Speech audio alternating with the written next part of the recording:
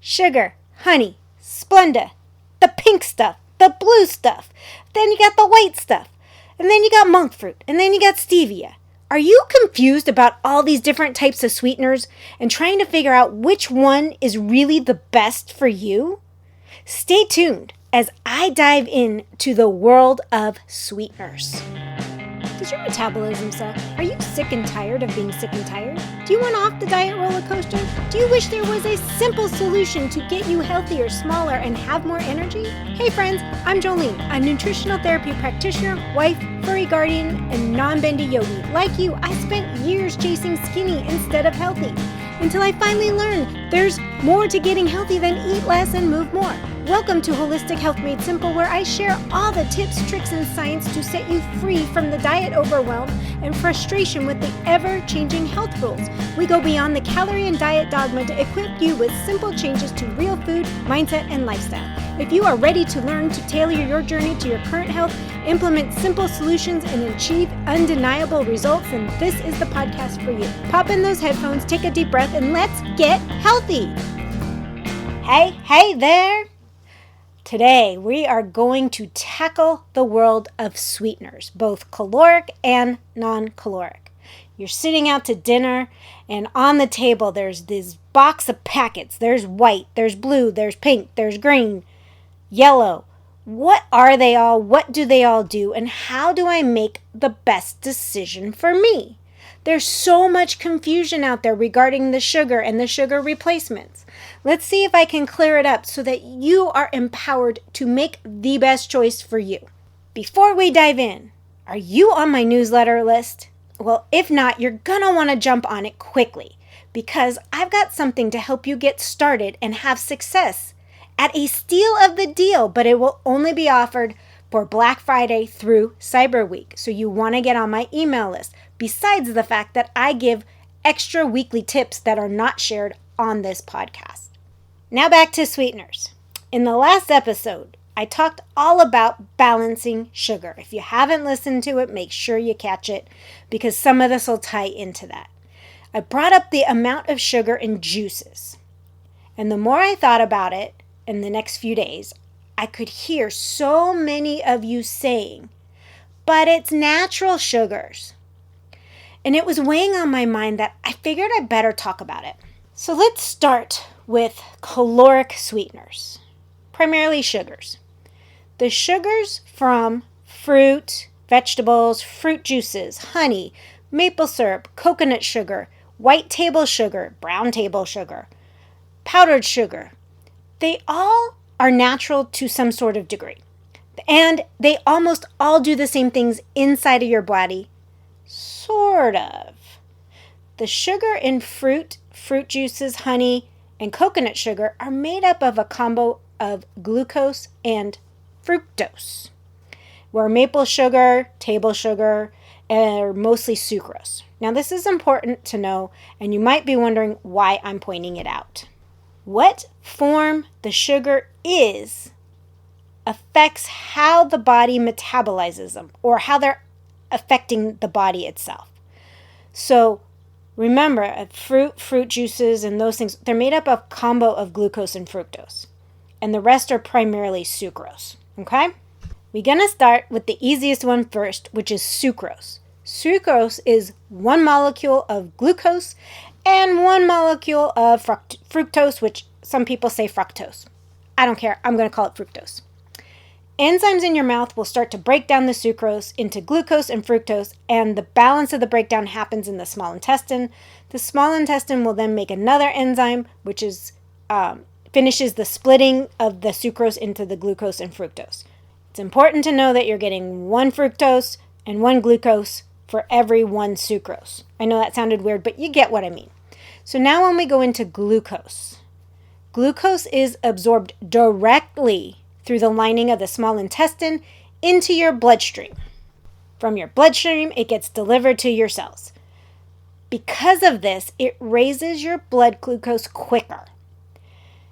To get into your cells, insulin's released and is needed to shove it in. Go back to the last episode, it'll explain a little bit more on that process. It's important to note that the carbohydrates that are not an actual form of sugar or fiber are broken down into glucose as well. Glucose is the only form of sugar that is used as energy. But remember, all extra is still stored as fat. Now, fructose. Fructose, like glucose, is absorbed directly through the lining of the small intestine into your bloodstream. However, it doesn't raise blood sugar as fast as glucose. It's much slower, and it doesn't immediately need insulin. So you might be thinking, well, fructose is way better, right? It's got to be a better thing. Well, it does something different that can cause issues. Fructose has to be converted to glucose to be able to use as energy. And unfortunately, this can only be done in the liver. So when fructose enters the liver, it kicks off a series of these complex chemical reactions that we don't really need to know about. One is that the liver uses fructose to create fat. This process is called lipogenesis. Now, give the liver enough fructose and tiny fat droplets begin to accumulate in the liver cells. This buildup of these tiny fat droplets in the liver is called non-alcoholic fatty liver disease because it looks like what happens to the livers of people who drink too much alcohol. Fructose was once only a minor part of the diet, at about 15 grams a day from fruits and vegetables. But now, people are consuming 4 to 5 times that amount due to the refined version, that high fructose corn syrup, being added to all the processed foods, as well as the prevalence of fruit juice and other sugary drinks. Besides soda, think of your frappuccinos. Now, my comment in the last episode that it is better to eat a piece of fruit over drinking fruit juice makes a whole lot more sense, doesn't it? Now for some scary facts. Non-alcoholic fatty liver disease was almost unknown before 1980. It now affects up to 30% of adults in the United States as well as other developed countries.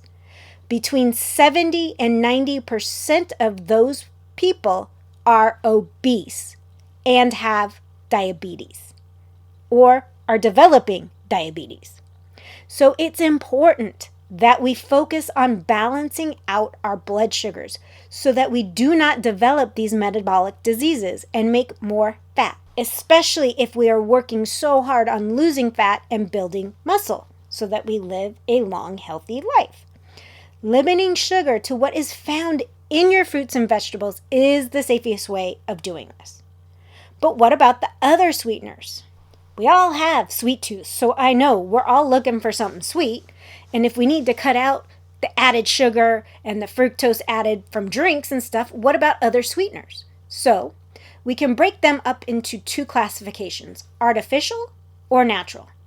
But it's important to remember that even natural sweeteners, non-caloric or not, are still processed. Not many people use the leaf of stevia straight from the plant.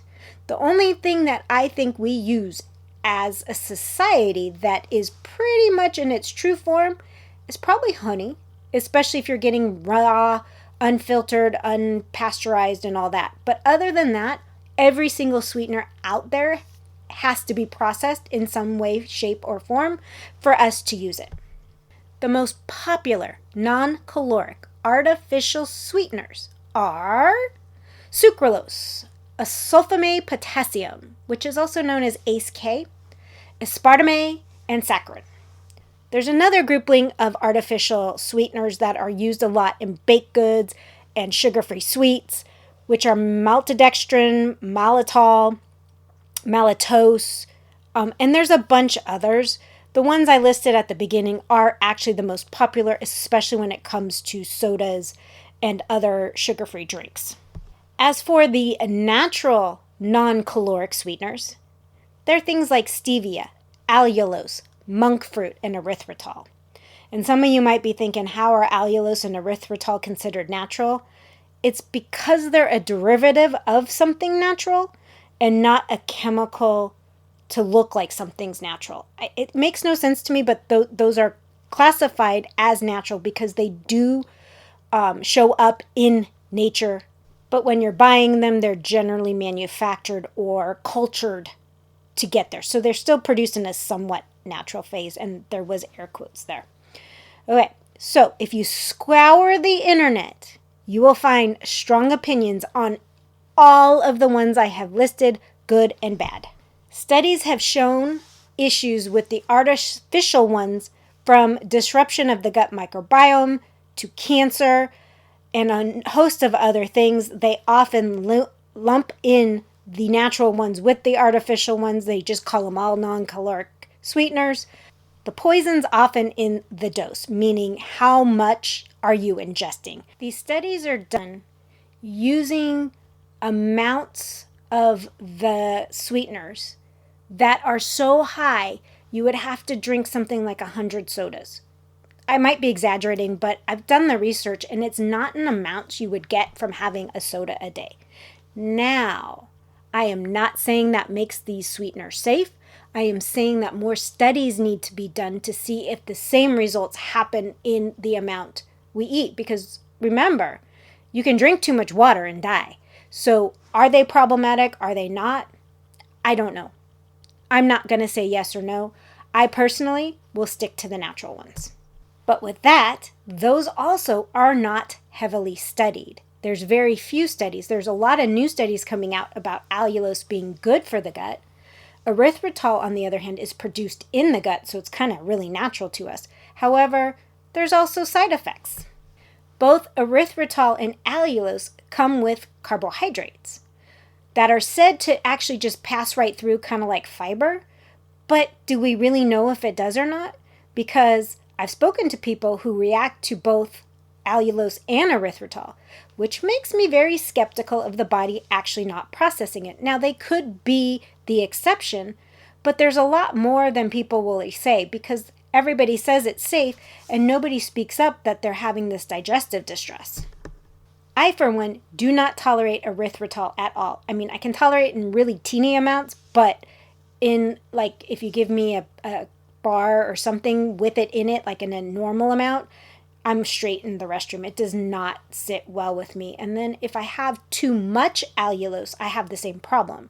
So the question is, are they as safe as people say they are? Is it something that some people react to and others don't? Is it a gut microbiome thing? I can't answer it because there's no studies at all. But because people do process it, even if it is a small amount, I don't love the net carb game for that exact reason. The body has to be processing it. Does it mean that it's used for energy or not? Not necessarily, but if the body's processing it, we are on a slippery slope of what we're doing to our bodies or what we're putting in our bodies. So I would prefer everybody sticking to total carbs, because often when erythritol is used, that total carb amount is huge. So remember, I'm just educating you on what these all do, both sugars and honeys and fruits and fructose and these non-caloric sweeteners. You have to make the best choice for you and your health, because each one of us needs to do what is best for us to be healthy, not what society says. You shouldn't have metabolic diseases. You know, there's going to be people who can do fine with caloric sweeteners, and there's some that will do fine with the non-caloric ones. And some will have some combination of both, just so that they can reach their health goals without those metabolic diseases. Now, when we get to stevia and monk fruit, I forgot, I haven't touched on those yet. When I talk about stevia and monk fruit specifically, I am talking about them being consumed in their pure form. When doing so, you utilize very, very little.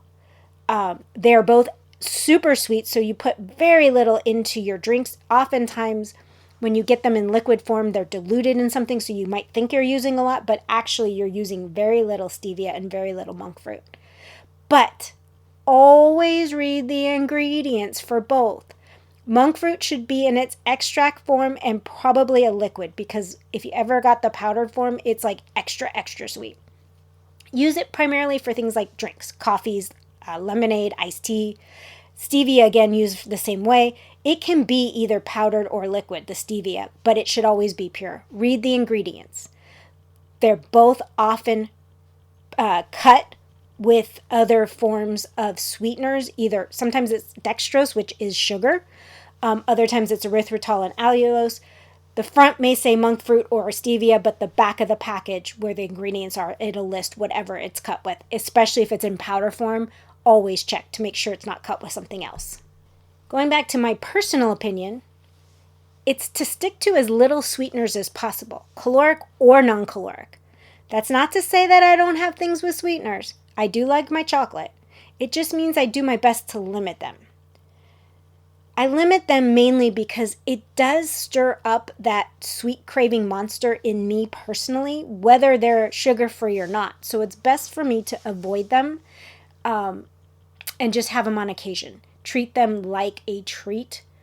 Also, my taste buds have changed, so I can do that. And I know that's not easy for everyone, so sometimes you just have to give them up. But let's get into my tips on sweeteners. They are something we need to use very strategically. And always think about balancing your blood sugar. And remember the whole 90-10 rule. Coming from a place of having to have something sweet to sweeten your coffee or your tea in the morning, I always say to just swap out the sugar altogether, swap out the honey, use a stevia or a monk fruit or some kind of combination of both, because stevia can be a little bitter and the monk fruit can mellow that out. But for drinks, try as hard as possible to stick with water, get off the sweetened coffees and teas and drink them straight. Just in general, when we're having those type of drinks in the morning, we don't need that sweetness to start the day.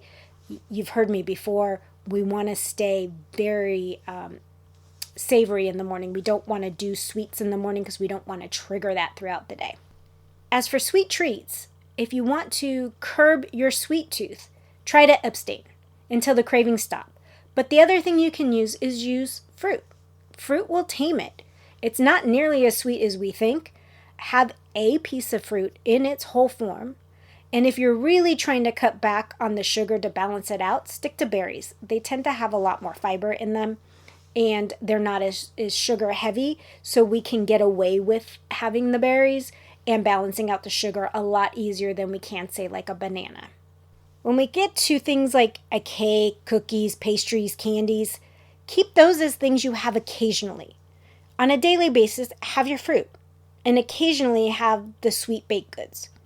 And I'm saying sweet baked goods because they could be sugar-free or not. It doesn't matter. That depends on your lifestyle and what fits and your body does, like how healthy you are to tolerate one or the other, or how rare it is.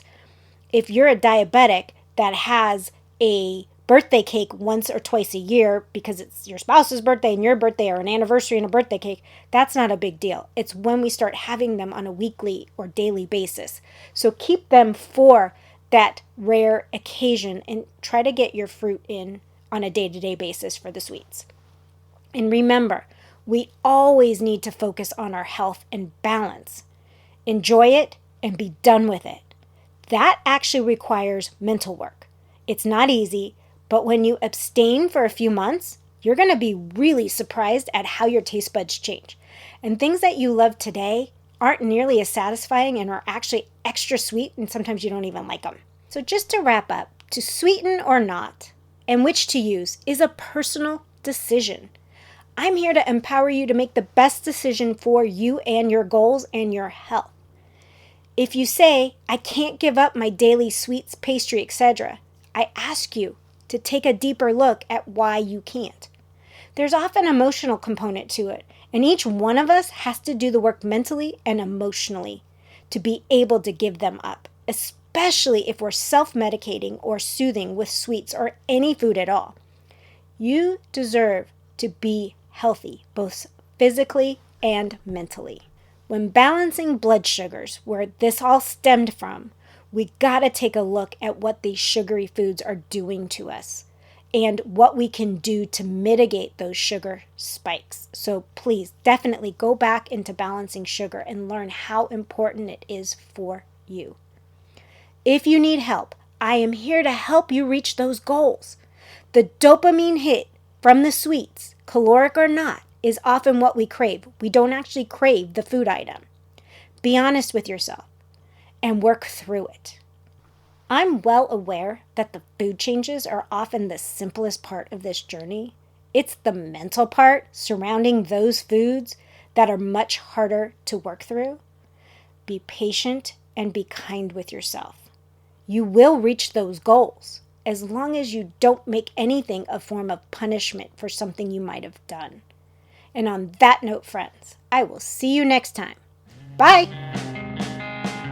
Thanks for listening in today. I hope you got some nuggets to take on your health journey. Remember, this podcast is for educational and entertainment purposes. No medical advice is being given. By listening to this podcast, you agree to the full disclaimer, which is linked in the show notes. If you found this podcast helpful, could you take 30 seconds and leave a review? Your feedback means the world to me, and it helps others discover my show. Once again, thank you for being part of my community. Until next time, have a blessed day.